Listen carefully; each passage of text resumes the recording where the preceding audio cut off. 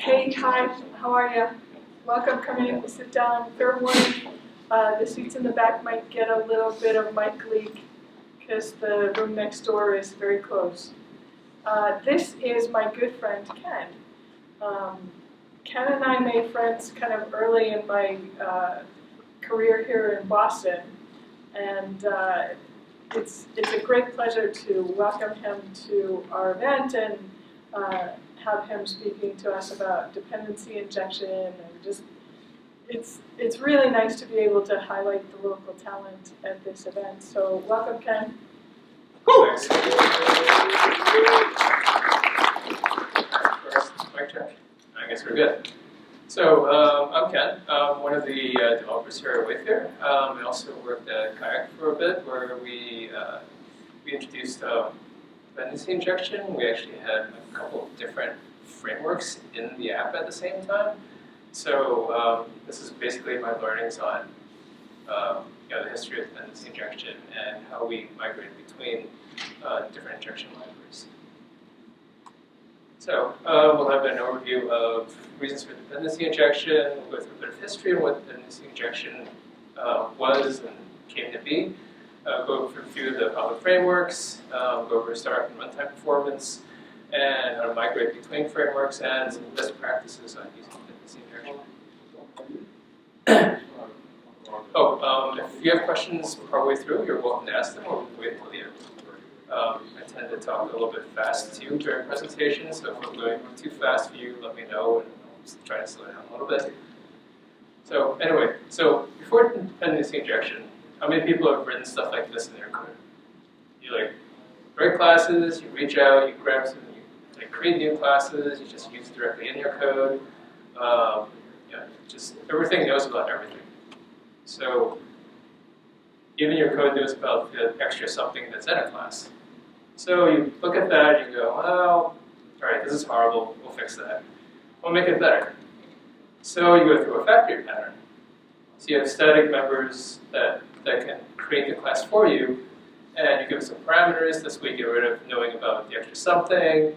You get a class back from there, but again, there's still a problem with this.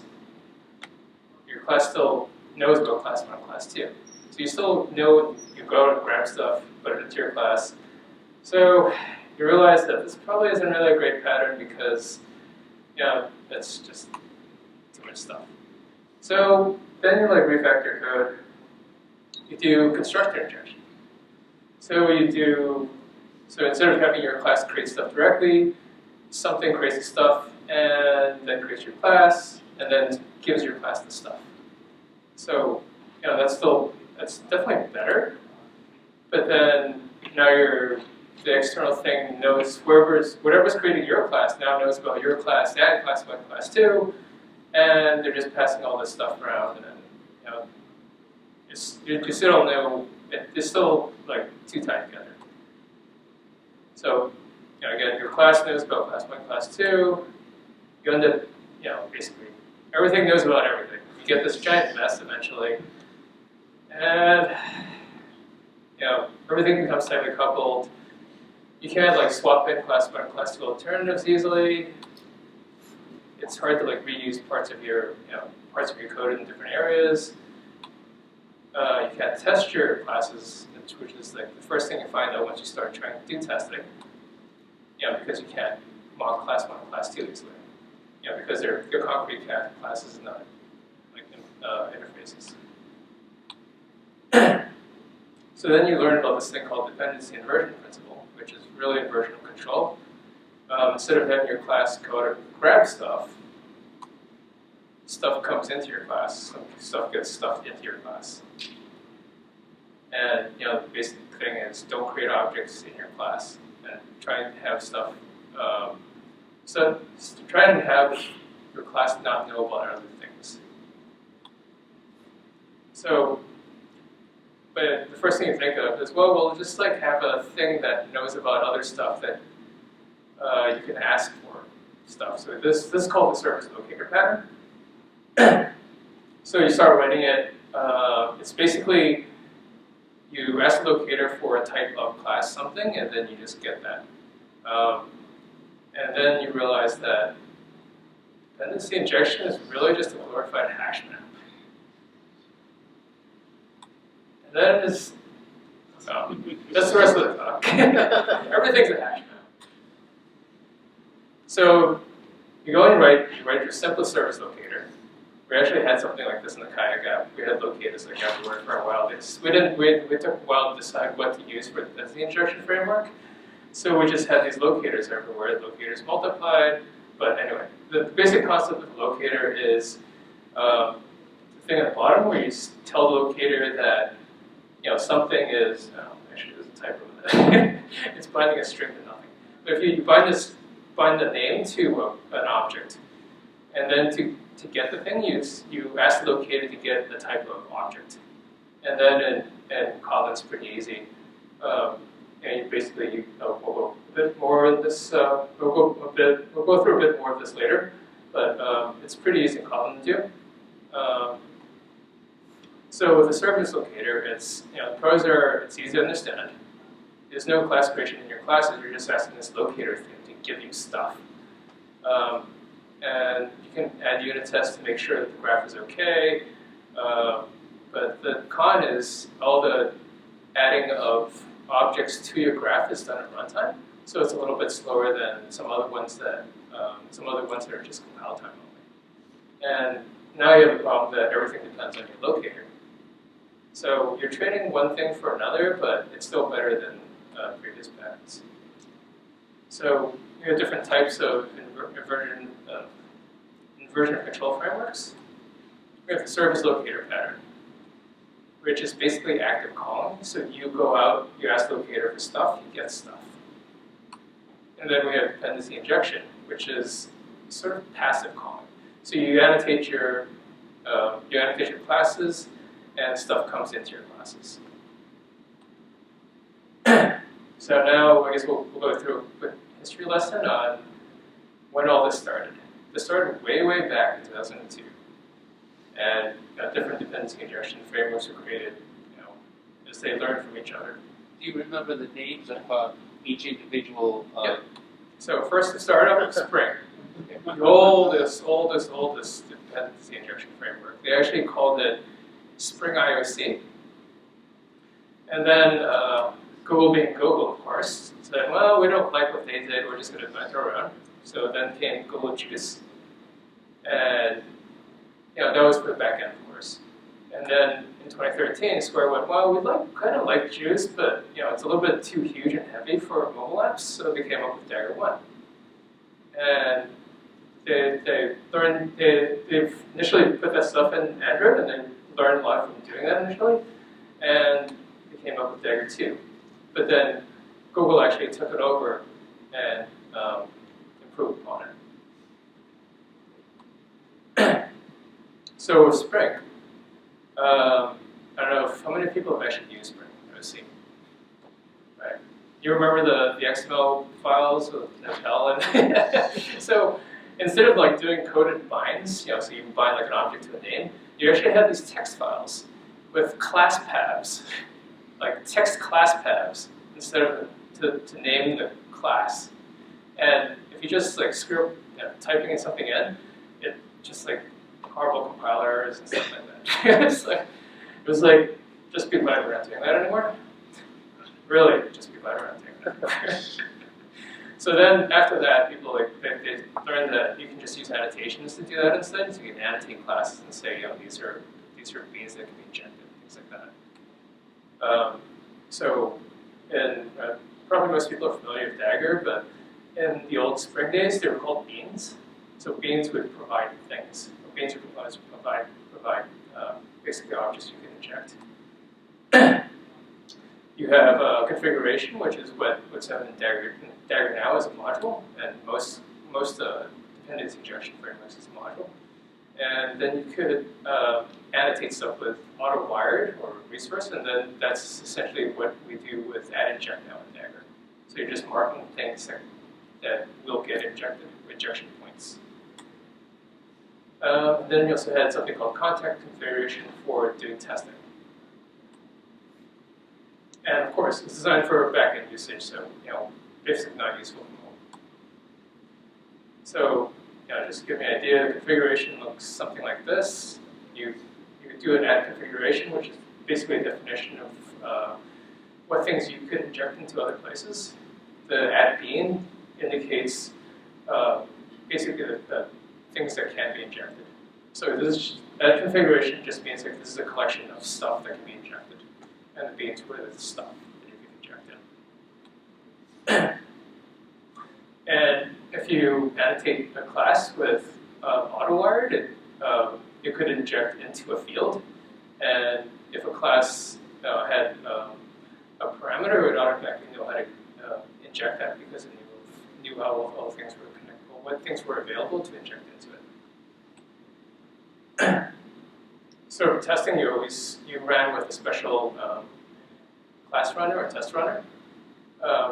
For that, you could define your own things to inject to substitute in for other stuff that wasn't in the normal application. And then again, you can do AutoWire to inject fields.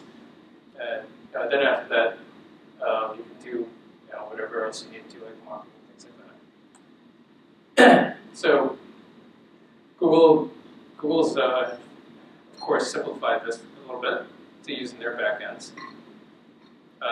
Google, on the other hand, Spring actually preferred using field injection, but Google's recommendation and preference was using structure injection.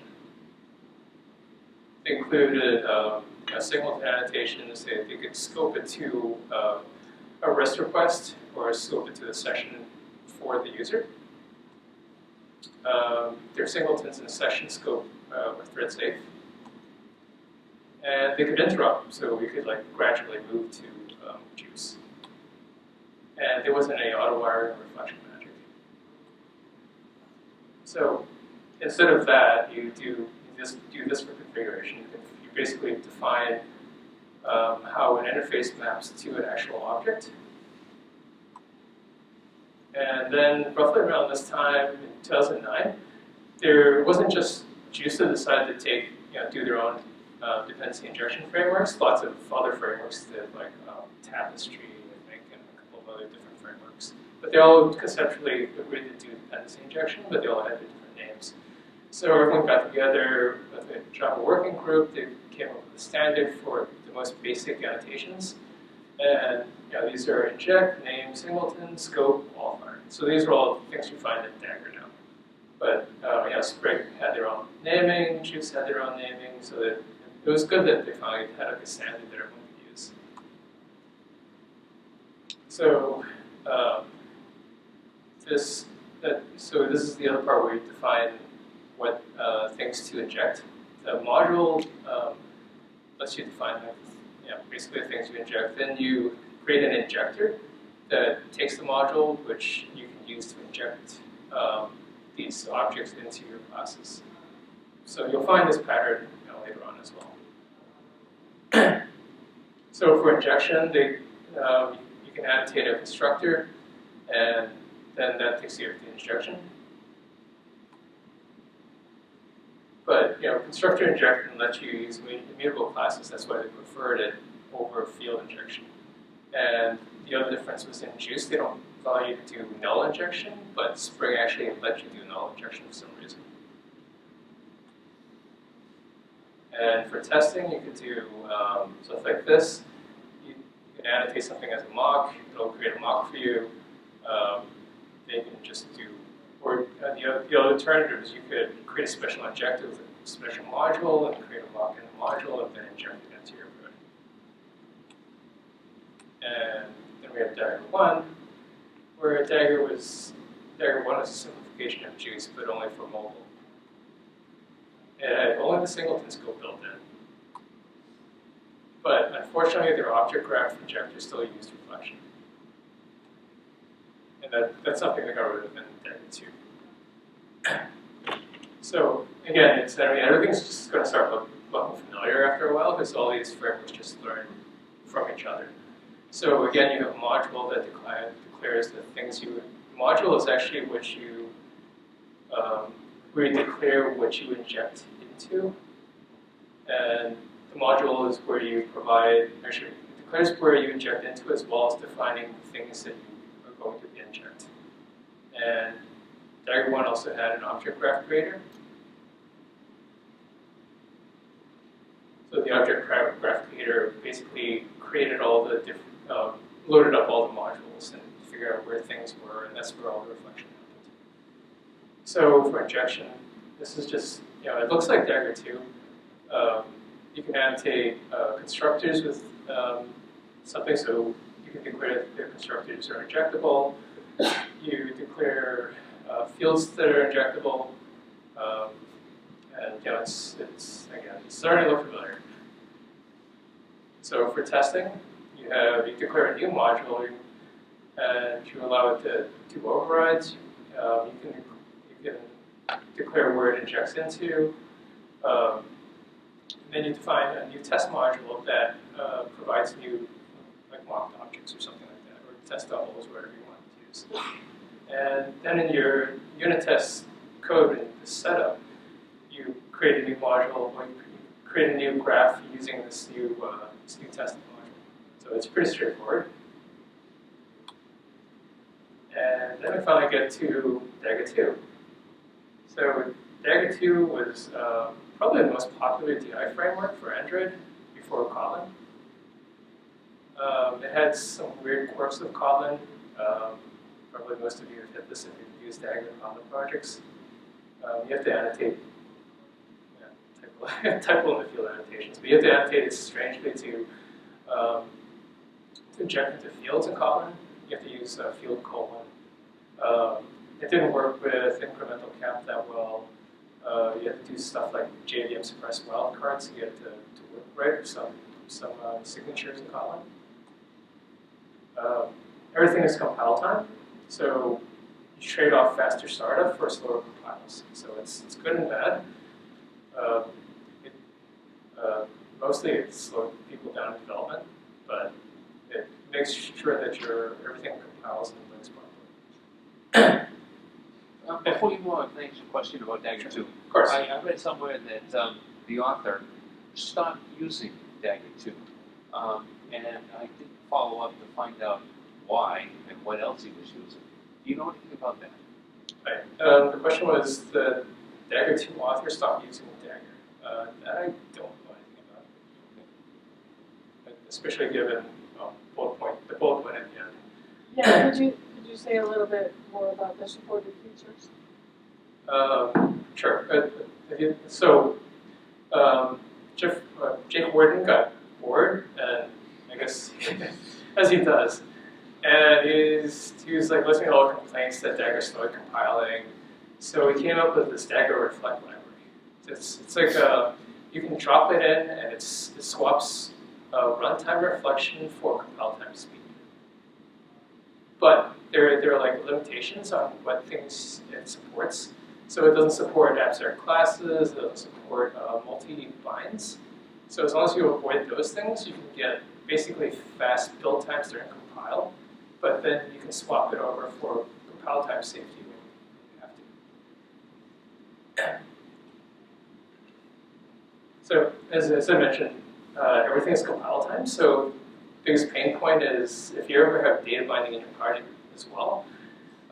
If there's like one error, you have to basically when you hit an error in an annotation processor, it stops doing any annotation processing. So if you have data binding, all references in data binding fail, and you just end up having to wade through a lot of data binding errors to find your actual Dagger errors.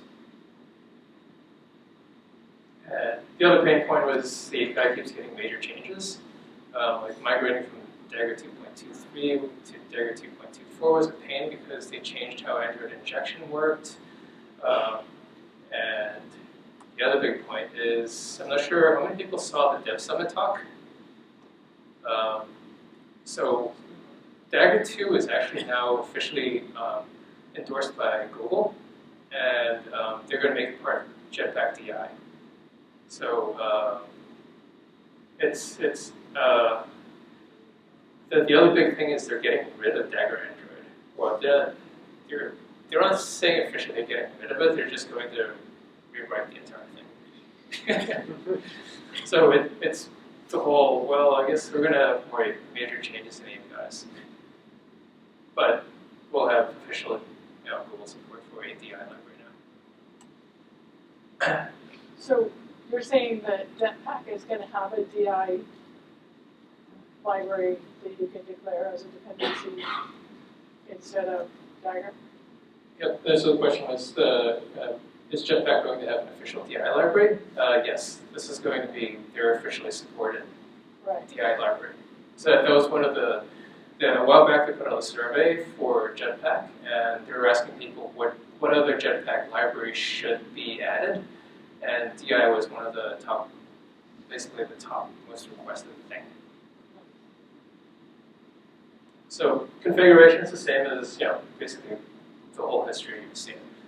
You basically declare a module. The module includes bags of, is basically a bag of things you can inject. You can tag something as a singleton, and Dagger takes care of making it a singleton for you. You can also, using the provides notation, you can do computation, some sort of thing to create the actual object.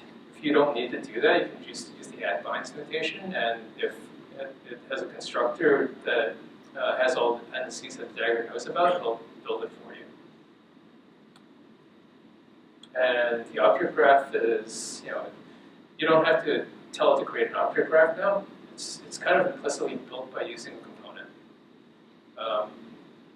Then the component, you declare all the modules that contain all the bags of things, and you also declare the things you can inject into. So this is an example of how to use the Dagger builder to create an injector, and then how to inject into an object. So the end result is components are what the old injectors were, and scopes are also tied to components. So with Dagger 2 scopes, the singleton scope is built in. So we can just tag a provider in a module as a singleton, and it'll take care of this singleton for you. So as I mentioned, scope tied to components. The scope singletons actually live inside the component injector, and if you look at the generated code, you'll find out that in the components initialized, it uses something called scope provider, and the scope provider is basically a factory that it uses a factory and it creates the object and keeps it inside the component. And the scope provider is the standard thread-safe double-check pattern for creating singletons. So now scopes, you also create a component and you tell it what modules it uses. And then for injection, it's just the standard pattern again. You tag a constructor with inject, or you tag a field with inject, and it knows where to inject things. And there's also a Dagger Android module, which is apparently getting deprecated soon, so we'll have a new API. You do something where you define an activity and use this contributes Android inject notation to say which modules contain components you want to inject into that activity. And then you have to modify your activities on create to do an Android injection, to put the stuff into your activity. And for fragments, you do something similar. You create another contributes Android injector annotation in this special fragment module, and then in your fragments on attach, you do Android support injection and inject it. So this is actually more of a service locator pattern rather than a dependency injection pattern. So it's sometimes Jay Gordon complains that other frameworks aren't dependency injection, but Dagger actually has service locator patterns inside it as well. And that's mostly because the Android components don't have a constructor we can feed things into. So it's constructed not by us. So for testing, it's similar stuff. You create a module, you can create a module with special components that are mocks or doubles or whatever. And in your unit tests, you reference that new test module instead, and then just inject So finally, we get to Kotlin inversion control frameworks. So I'll cover Kodein, Koin, and Katana. Those are probably the most popular ones. I think there are like a couple of others, but how many people have tried writing a Kotlin IRC framework? Writing or using? Writing. There's actually an exercise in the Kotlin Academy. They had the week 2 of exercises was actually to write. But any guesses as to what Kotlin features are used? Delegation. All right, so the answer is delegation. That's one. What else? Reified generics. Reified generics. Yes, that's the other one. Nice. Coroutines and shit. No, not quite coroutines. So the reified generics makes it easier to write. Basically, a way to figure out what classes to inject into constructors super easily. So you typically see this pattern through all of the frameworks. So you create a class, you call this method that in the framework that's basically a locator get pattern. And for property delegates, you also see this if you want to inject into fields. So it's almost always this pattern. It's like you buy whatever your delegate is, the delegate looks up stuff in the super Hashmap, stuffs it into your field. So what kind of criteria are we going to look for frameworks now that we've kind of gone through a history of frameworks and things like that? So biggest thing is what kind of code changes you're going to basically pollute your code. Because you can't move off this stuff once you start adding it in. We could, but it's kind of painful. So some are worse than others because you have to make a lot more changes to your code. Where they support singletons and factories is kind of like a pattern that you always need in a dependency injection framework. How they scope to objects, what kind of Android injection support it has, because Android has components you can't control. What kind of marking support there is for testing. How popular the framework is in case you don't want to tie yourself to something that's like basically someone's pet project that's going to go away soon. And the speed of how it runs compared to other frameworks. So first of all, there's Kodein. Kodein's probably the oldest dependency injection framework for Kotlin. It was the first with Kotlin multi-platform support, and as far as I know, that's still the only one with Kotlin multi-platform support. And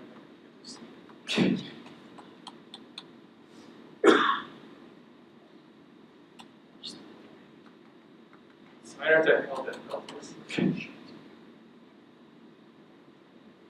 Oh, no. Thank you. All right, watch as I type my password in. Wow.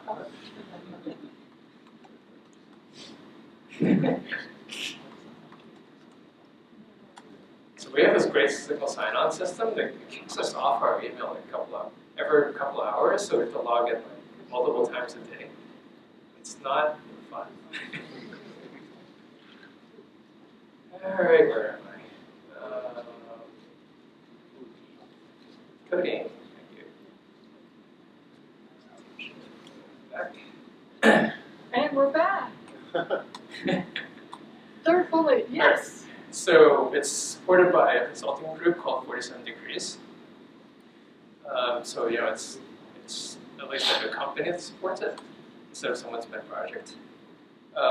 It has Kotlin multi-platform support. They've actually committed to a Kotlin multi-platform platform or framework.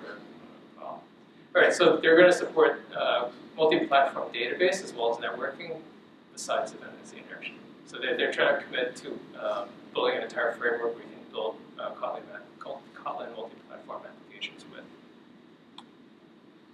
They also have GSR 330 inject support. It's kind of slow, it uses reflection, but at least you can keep your code the same as Dagger code, for example. Unfortunately, this is also the most code invasive, but it's also the most flexible, as you'll see in a bit. So basic configuration is, again, it's probably familiar to by now.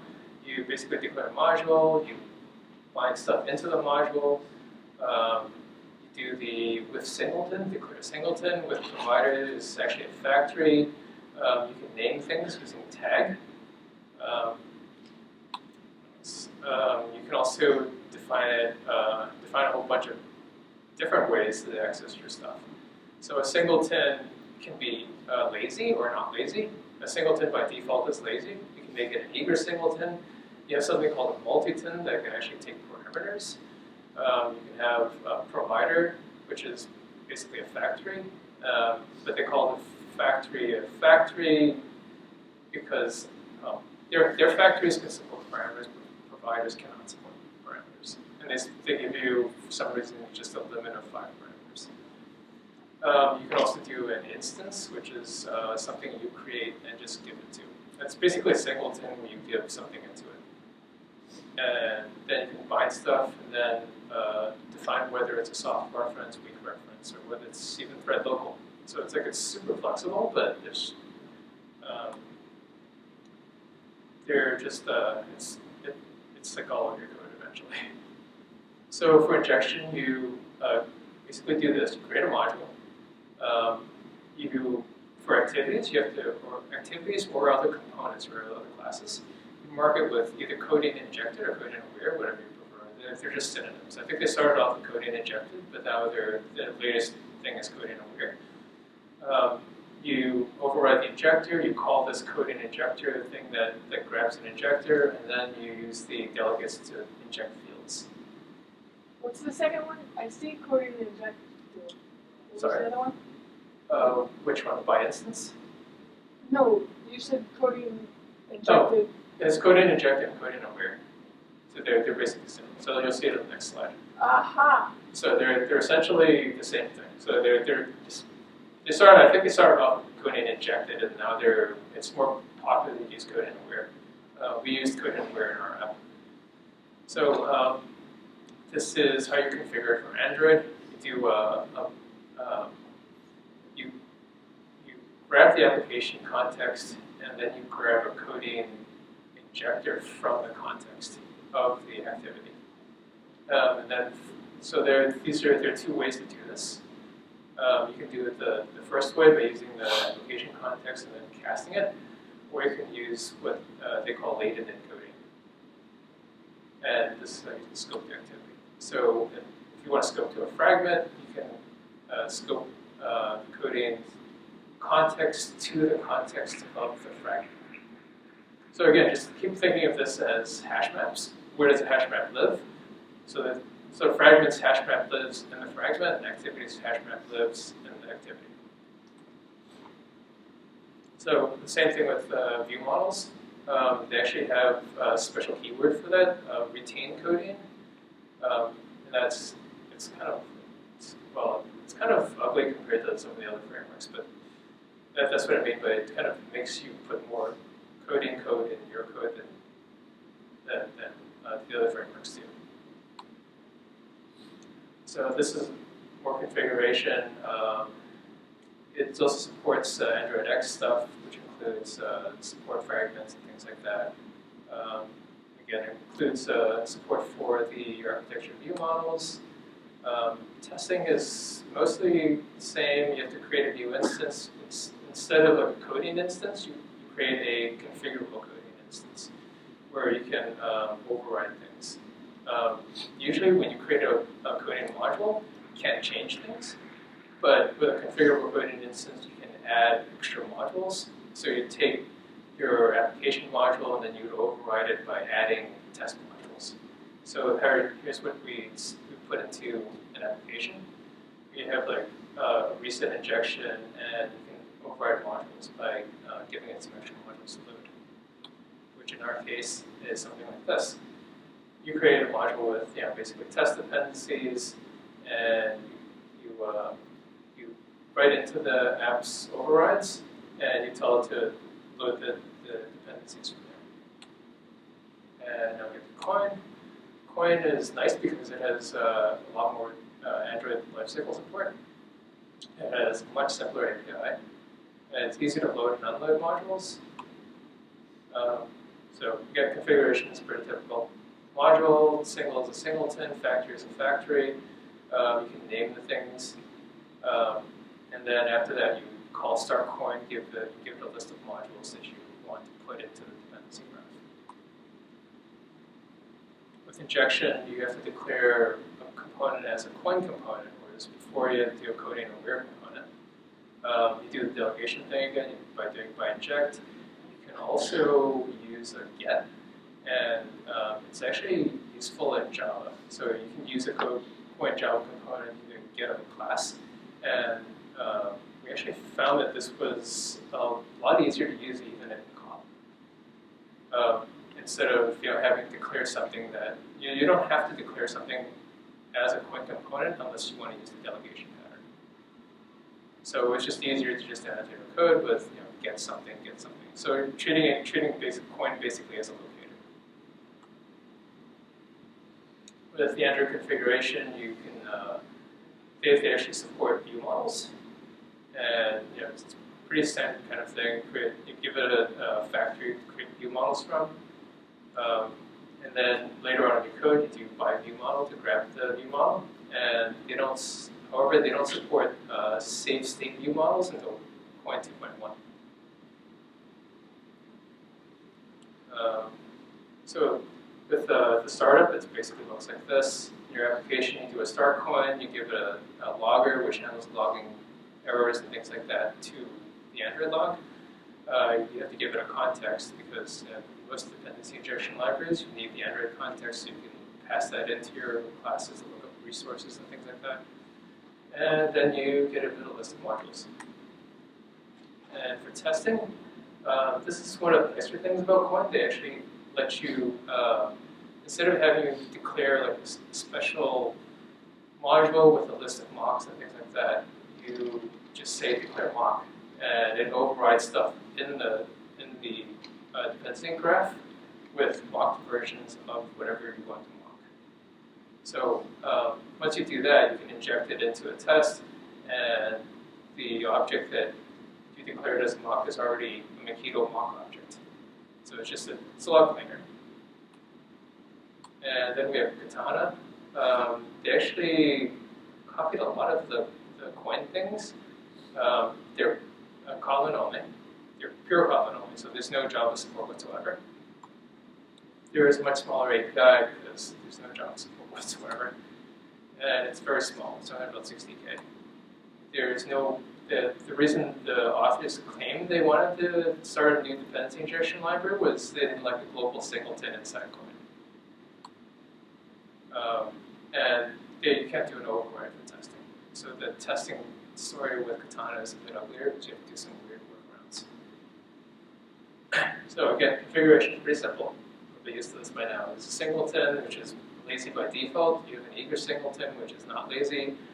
You have a factory that you can name.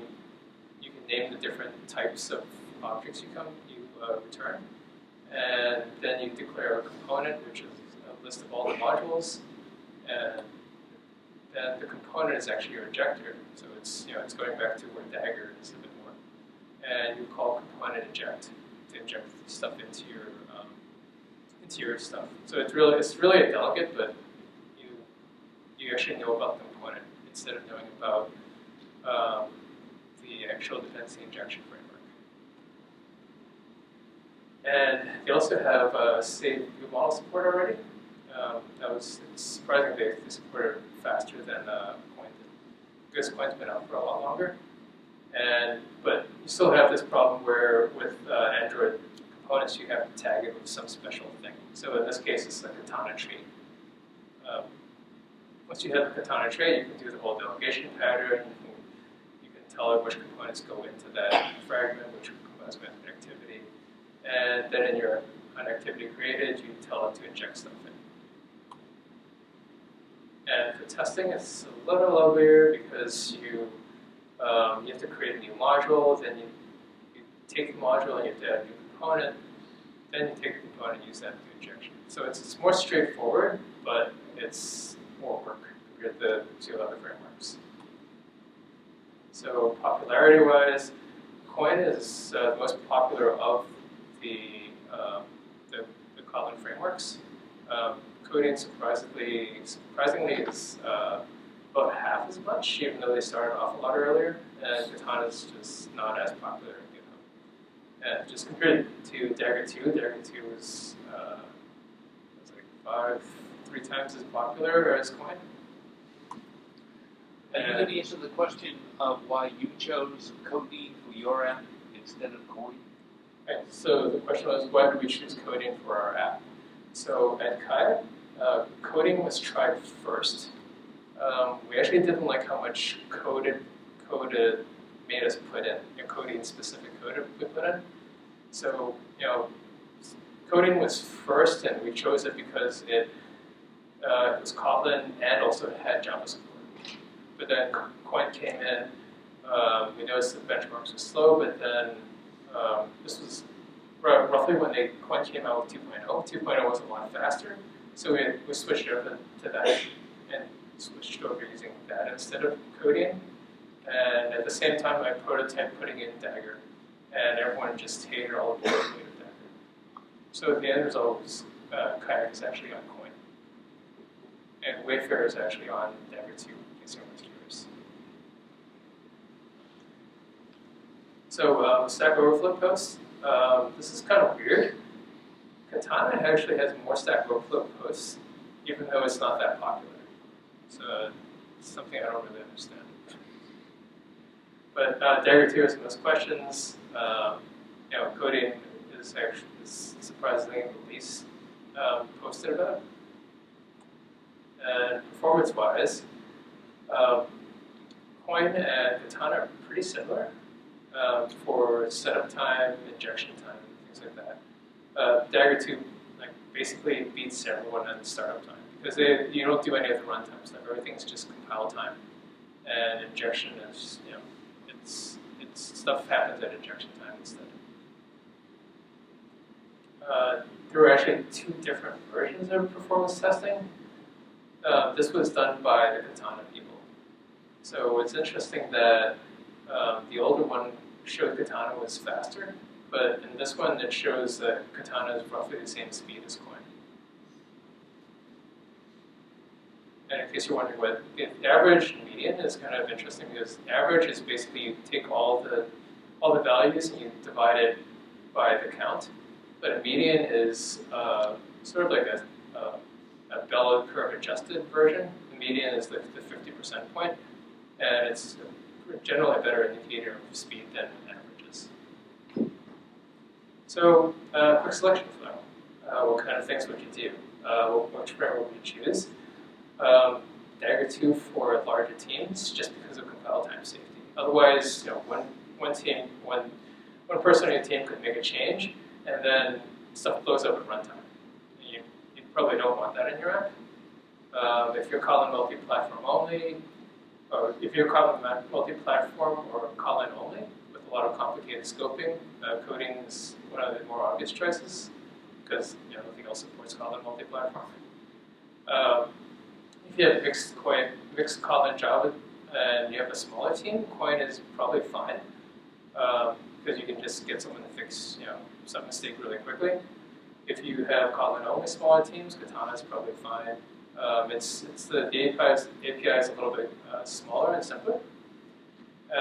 For stuff like dynamic feature modules, you should probably combine both because I don't know of anyone who's done Dagger with a dynamic feature module. Because again, Dagger is nice because it gives you compile time safety of all your injections. But if there is something you depend on inside of that feature module, you can't get it out because the app doesn't really know about it.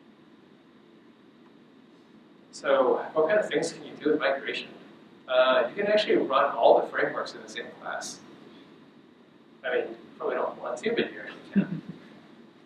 So the first one is Dagger, the second one is Koin, the third one is Kodein. I had Katana in there too, but I just took it out because Katana doesn't seem that popular.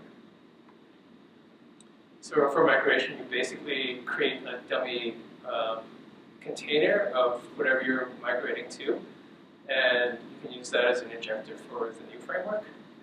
Again, just picture this as Hashmaps or Hashmaps, extra Hashmaps. So you want to create a new Hashmap with the stuff you want to inject from the stuff you already have in your app. So again, with dynamic feature modules, you do something like this, where you have the main app, and then the dynamic feature module would grab, basically a Koin dependency graph from the main app, and then use it inside the dynamic feature module. So we have time for best practices. Yeah. We do. Nice. So best practices give you easier testing, easier refactoring, easier composition, easier reuse, of course. So one good practice is constructor injection. The question is why? Besides use it. I'm not sure why I use that bullet point. Anyway, there's no need for a DI container to support field injection. So you can create in testing, you can create a class, you can pass in whatever you need, and it just works.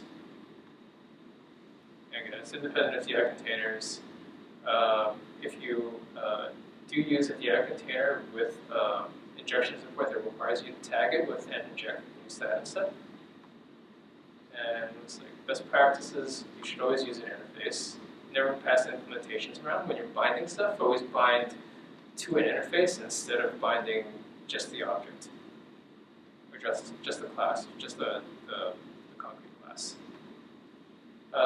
Interfaces make for simpler mocks and test doubles. And of course, it's easier to swap actual implementation, just standard stuff for interfaces. Then the best practices with your qualifiers. Don't use qualifiers on basic data types. For example, if you have a Boolean flag, don't just pass Boolean flags around and just name them differently with qualifiers. So it gets super confusing. Why just pass a class with a set of all the different flags? Don't use qualifier string names. The reason is it's much easier to refactor if you use an enum or a class. You can usually in all the frameworks you can use a qualifier name of an enum instead of using a string. So it makes the refactoring a lot simpler. So here's an example of how to do that in Dagger. This is for we do this for our schedulers. So it's just a lot easier to refactor and look for stuff that has like a named qualifier instead of using a string. And another best practice is for Android dependencies. Obviously, avoid Android dependencies if you can.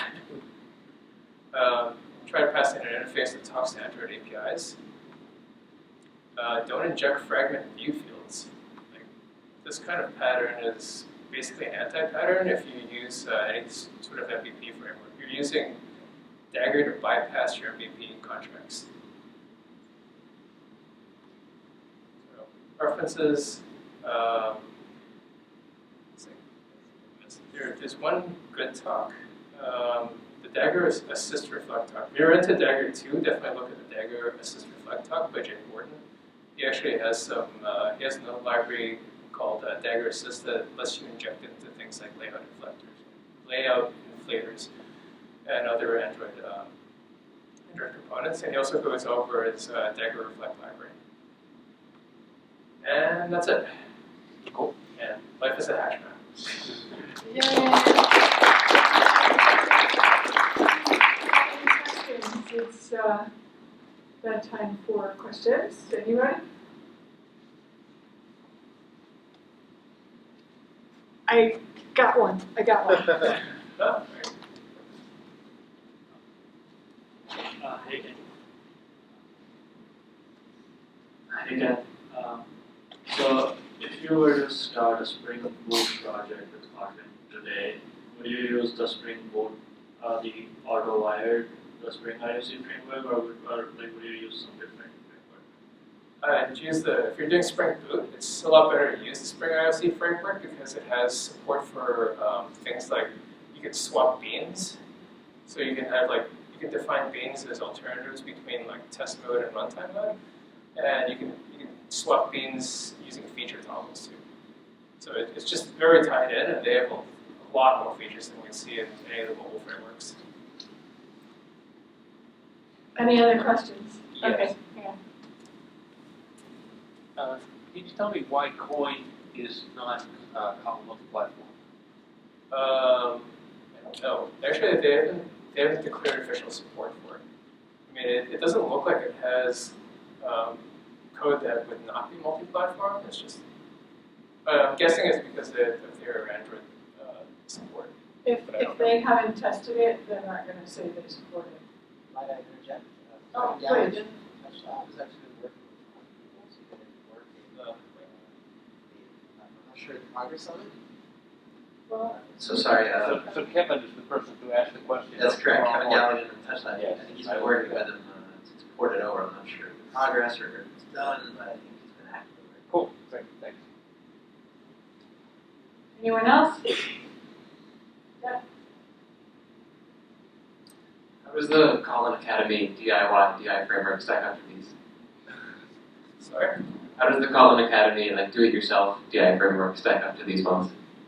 They're all a lot of them are actually pretty well written. And there are a couple of ones that they pointed out in the article, and it's really an interesting look at how people use Kotlin differently to do DI frameworks. So it's definitely worth looking at.